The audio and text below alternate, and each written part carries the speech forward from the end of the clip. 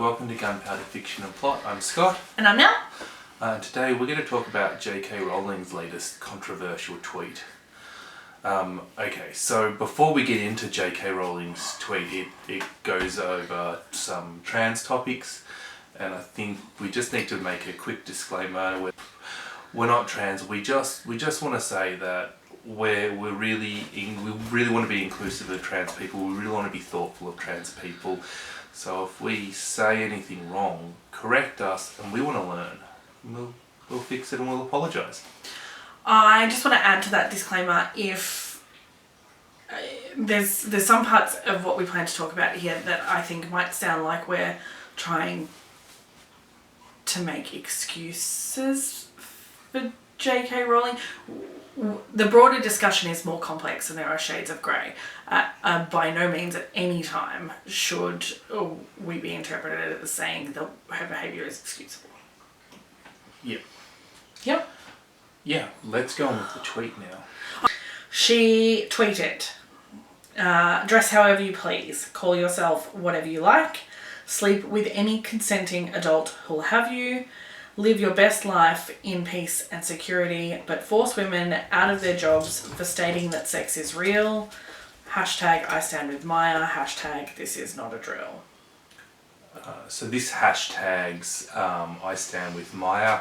So Maya, just to give people a quick background, Maya is a lady who got fired for expressing some views that trans people are not the gender that they identify as, is what she has basically stated. She stated that in a HR meeting when they were discussing what their policies should be towards trans people, and she has been fired as a result of that. The obvious conclusion that we can come from that is, why would you be having a discussion about trans people if you weren't actually talking about a physical person? If you were... Yeah, I don't think it was a theoretical discussion of trans politics. I think we're talking about... Yeah, I think they're hiring an actual person, and this conversation is about an actual person that she was having. That is theoretical, based on some logic. I think some assumptions. I want to just point out in the tweet, any consenting adult who'll have you, is the double statement of consent really does sort of imply to me that JK Rowling doesn't feel that trans women are attractive. Well, I don't think, rather than being nasty, I'm just going to say that's inappropriate. Inappropriate. If you don't find someone attractive or a group of people attractive, it is not necessary to imply that or discuss that on Twitter, particularly if you're a person who influences children. If you don't consent to sleep with trans people, you don't need to say whether you find them attractive. If you don't find them attractive, you don't need to consent. Yeah, it was just the way that was phrased. It really implied that trans people are unattractive, and I think that implication was like doubly insulting in this particular framework. Just, salt in the wounds, extra nastiness from our author there. I think we should state that both of us are in agreement that this tweet is not cool. Yeah. Yeah. Okay, so the next thing we want to talk about is separating the art from the artist, and to what extent does this comment reflect on Harry Potter as opposed to JK Rowling? And I guess there's the idea of evaluating them as separate entities. I think anyone who creates art of any description will say that they, almost give birth to something and send it out into the world to be its own thing. And I think that it should be evaluated on its own merits. I think often we gain things from art that aren't necessarily intentional from the artist. And that equally, things that are horrid from the artist don't necessarily creep their way into the art. You had some examples? Okay, so Robinson Crusoe got shipwrecked on an island, and people probably don't know that he was out trying to collect slaves when that happened. So Danny Defoe... He's a bit pro-slavery. WTF. I find... But that's actually in the art, as opposed to just being like a completely separate conversation that the artist has had. Yeah. Our artist, Jonathan Swift, was incredibly political as he, became Prime Minister of Ireland. But I had some other examples of art where, I think George Orwell, is basically the closest thing to Jesus we have as an author, almost. Jeez. But I think people really revere George Orwell because he 1984 is pretty... An Animal Farm, they're just so iconic. Yeah. And I find that women are really lacking in George Orwell's worlds. I find that they're very male-dominated, and that he probably, in my opinion, wasn't a feminist. Now, I might be completely wrong on that. But there's not a lot of female commentary. Yeah, and we don't really slag Orwell off for that, but should we?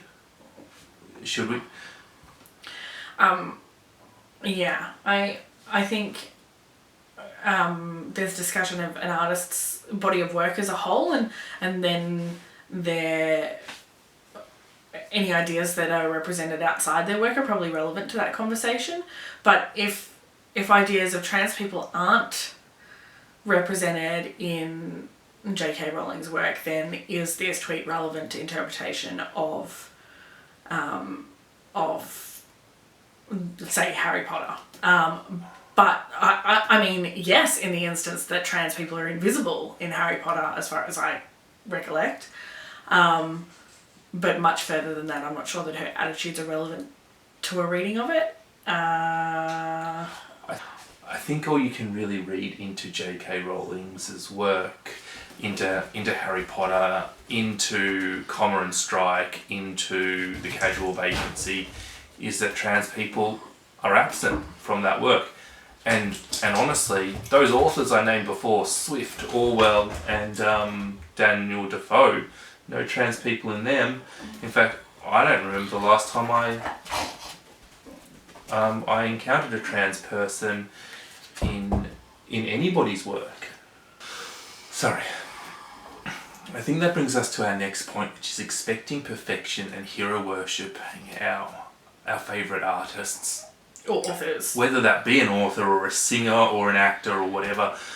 JK Rowling has done a lot of things for disadvantaged people. She's given a lot of money to charity. She's donated a lot of money to poor people. She's done a lot of amazing work for feminism. You kind of expect her to get it right when it comes to trans issues, and she just doesn't. And I do think that adds to the emotional response, the disappointment from her fans. And I don't think it excuses the attitude, but I do kind of get what you're saying, in the sense that we hold authors to this almost impossible standard of knowing all the things before they learn the things. Yeah, this is celebrity worship culture.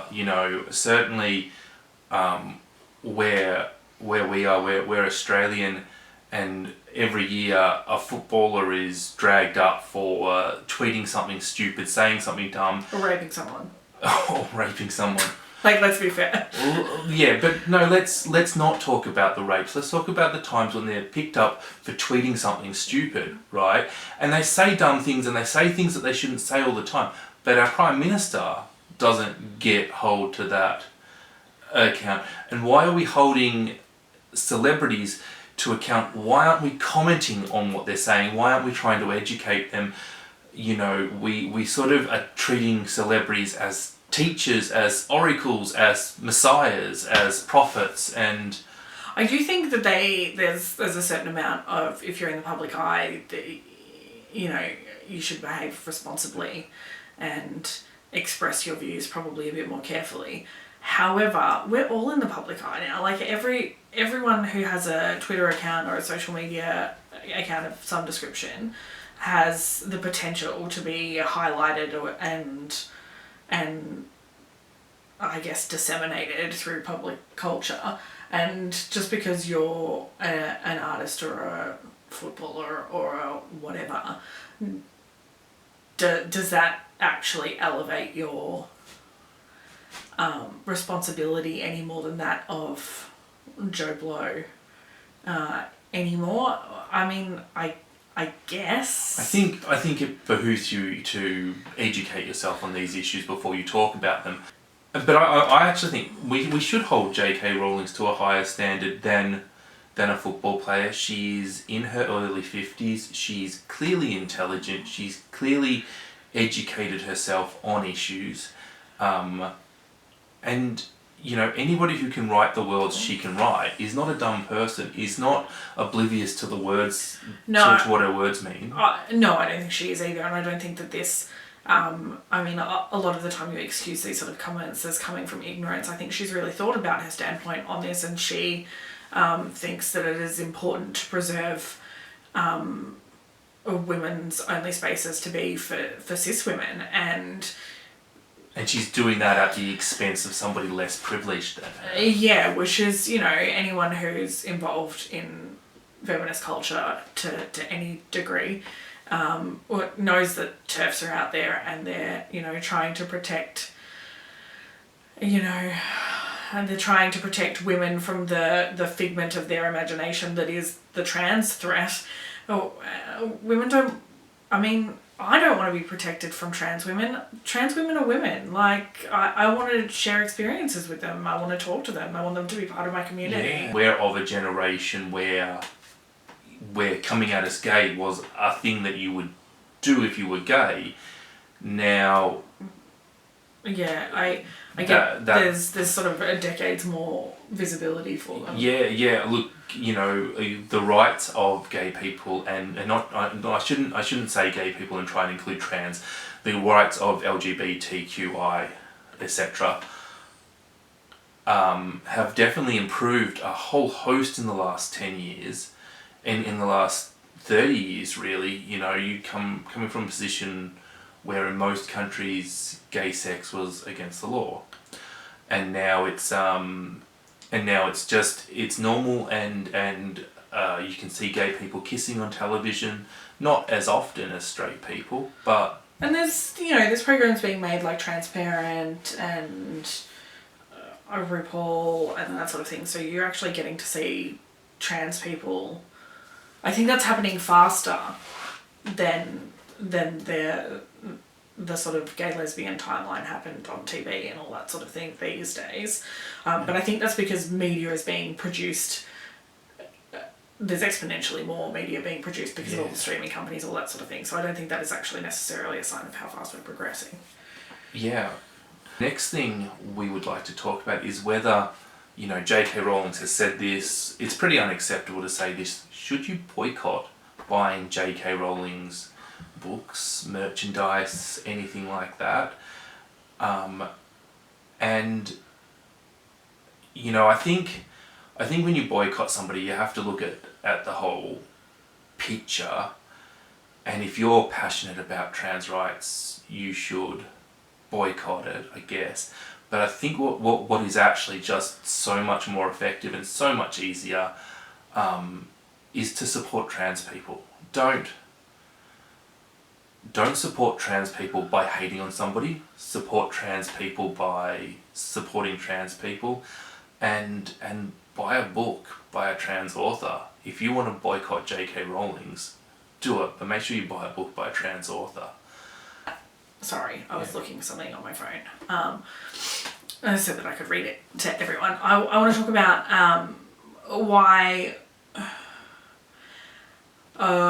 talking about JK Rowling's TERF-y anti-trans views is an important part of criticism of her body of work, how it should be done, what we're trying to get at when we bring it up.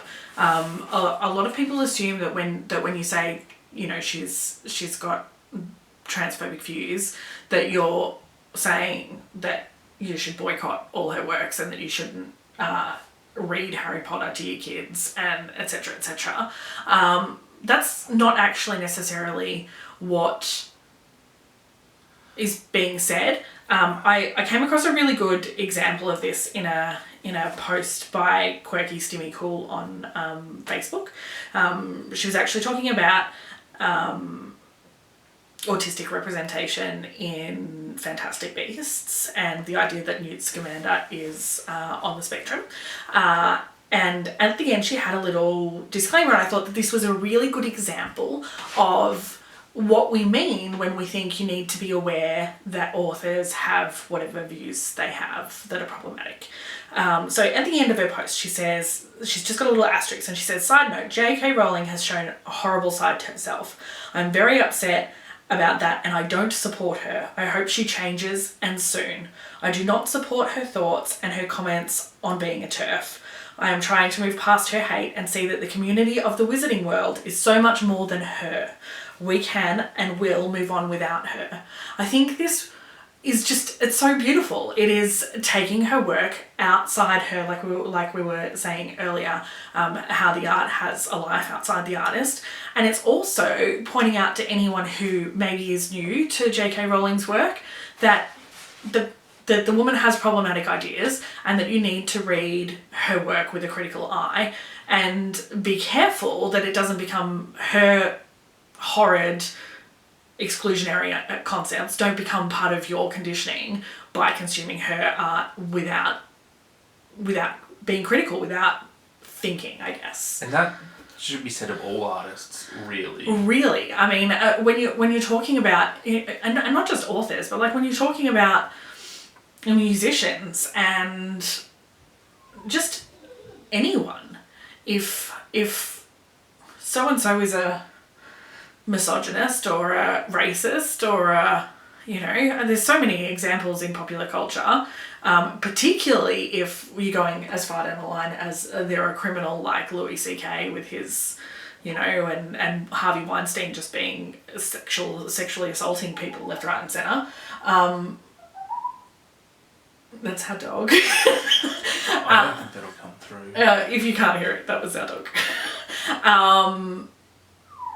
I think when you get to the point where they're a criminal act, that definitely needs to almost be a disclaimer that when you're passing on a work to someone, this was created by a person with such and such views. Well, yeah. But I think you should definitely, if you can't do that, you should definitely foster the ability to analyse what authors are saying and not believe them. If you're listening to a politician, you're not going to believe everything they say because we know not to trust politicians. And the same you is, don't necessarily trust authors. Yeah, don't trust an author.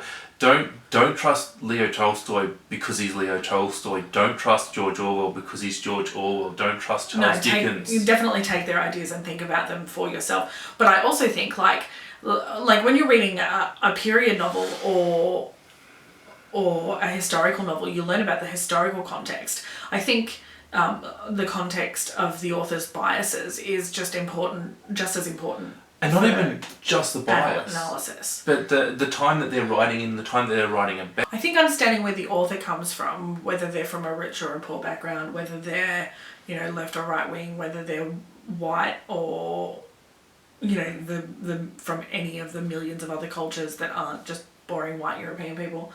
So what you're saying is every author has a different perspective, has a different, and not just because of who they are, but from where they're coming from, and are they writing about their own experience, or are they representing people that they may not have as much knowledge of, that sort of thing. I think all of that is important to understanding what the author is trying to say and how effective they're being, and what else is going on in the text.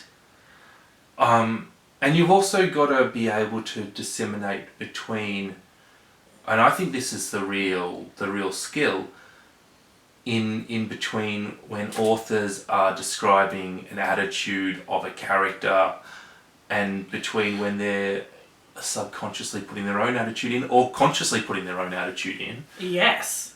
What I realised from doing this video is that I actually haven't read any books by trans authors, and I've looked up 2 that I want to read. Have you looked up two that you want to read? One of my goals is actually to read more inclusively this year. So I've got two that I want to read, but we're also going to link. There's a big fat list in Goodreads of trans authors writing about trans protagonists. There's over 100 titles in there, so I'm going to pop that link in the description in case you want to have a peruse of that big long list. But we've got a couple of hot titles that we. If you don't like the genres we're plugging, or if you want to read, I've definitely gone for fiction for my two. So if you want to read something a bit more dry and factual, there's a lot of options out there. Dry and factual. Jeez. Scott's got an opinion on non-fiction.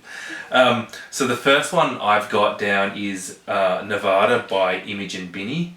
So this is a dark comedy. It's about a trans woman who struggles with getting a job in retail and having her punk anarchist views and how they clash. I think, look, if you say the words dark comedy, I basically want to read it. Dark is your favourite? Is We've been in an audience where, anyway. I think dark comedy is definitely something that I really enjoy. And then anarchists struggling with retail. I mean, that is a struggle that I have every day.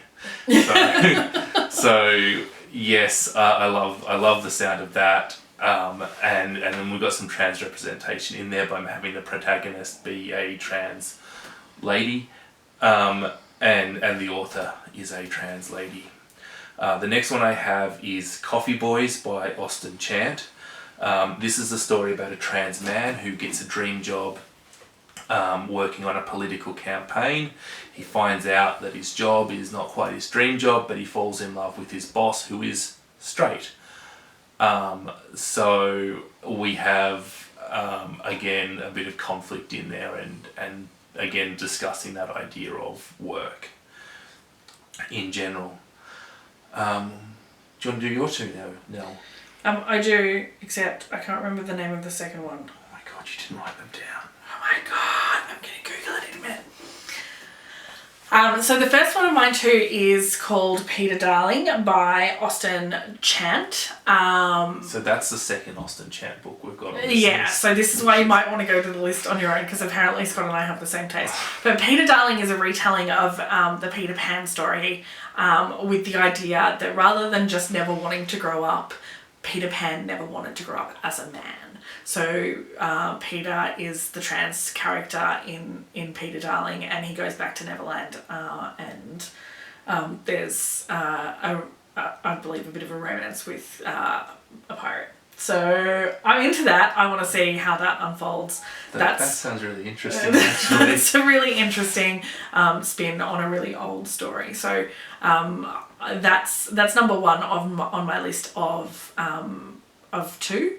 My second one is called Little Fish by Casey Plett. And it's the story of a trans woman who discovers that her grandfather may have been trans and goes and does some family history investigation and sort of explores her own identity through the historical learning about her grandfather. So it's got issues of family and nostalgia and familial identity entwined with the trans issues in that novel, and that's right up my alley. So I am excited to read that one. I think the interesting thing is, in the synopsis for any of these, you could have done them without trans characters, but they've done them with trans characters because, we need trans representation, but the idea that a book by a trans author might not be relevant to you if you're cisgendered is ridiculous. And I think it's a strange idea that because the person writing it is different to you won't find value in the book. I read books by men all the time, and they're not always stupid.